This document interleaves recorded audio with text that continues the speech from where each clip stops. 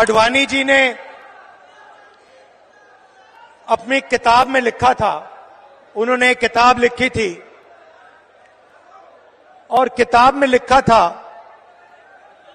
कि जो आरएसएस और बीजेपी की सच्ची लेबोरेटरी, मतलब सच्चा कारखाना गुजरात में नहीं है मगर मध्य प्रदेश में है, ये उनका कहना था। तो जब मैं इस भाषण की तैयारी कर रहा था तो मैंने सोचा, अडवाणी जी ने कहा था कि मध्य प्रदेश उनकी लेबोरेटरी है, उनका कारखाना है, तो चलो देखते हैं आरएसएस और बीजेपी की लेबोरेटरी में, कारखाने में ये क्या क्या काम कर रहे हैं। दो तीन उदाहरण आपको देना चाहता हूं। बीजेपी की लेबोरेटरी में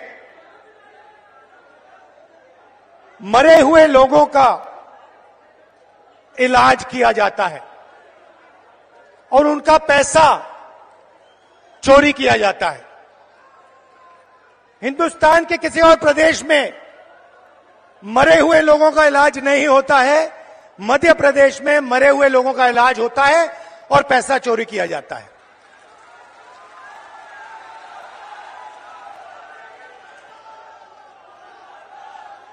मध्य प्रदेश में और किसी प्रदेश में शिव जी, भगवान शिव से चोरी नहीं की जाती है। मध्य प्रदेश में महाकाल कॉरिडोर में शिव जी से चोरी की जाती है।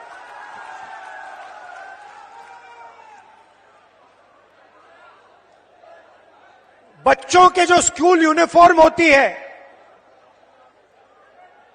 उनका मिड डे मील का भोजन का पैसा होता है, वो बीजेपी लेबोरेटरी में उनसे चोरी की जाती है। मध्य प्रदेश के भविष्य से, छोटे छोटे बच्चों से चोरी की जाती है। व्यापम में 1 करोड़ युवाओं के भविष्य को बर्बाद किया जाता है, 40 लोगों की हत्या हो जाती है, एमबीबीएस की सीट बिक जाती है और पटवारी बनने के लिए 15 लाख रुपए की रिश्वत देनी पड़ती है। मगर ये लोग वहां नहीं रुकते। बीजेपी की लेबोरेटरी में 18 साल में 18,000 किसानों ने आत्महत्या की है। हर रोज 3 किसान बीजेपी की लेबोरेटरी में आत्महत्या कर डालते हैं। मंदसौर में बीजेपी की लेबोरेटरी में को गोली मारी जाती है, पे 18% और पेस्टिसाइड पे 12% जीएसटी लग जाती है। ठहरिए, बीजेपी की लेबोरेटरी में हर रोज महिलाओं का बलात्कार होता है। 12 साल की में रेप होता है।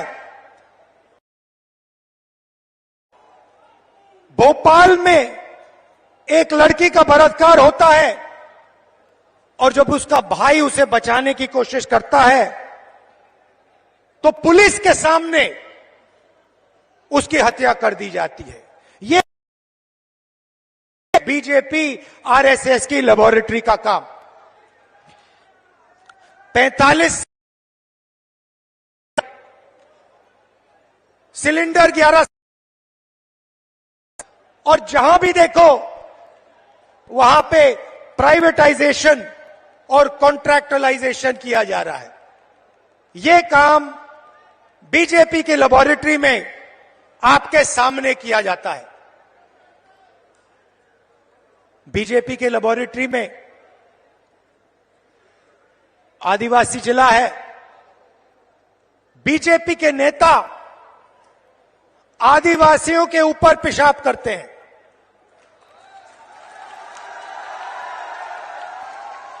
ये मतलब था आडवाणी जी का जब उन्होंने कहा मध्य प्रदेश में आरएसएस और बीजेपी की लेबोरेटरी बनेगी।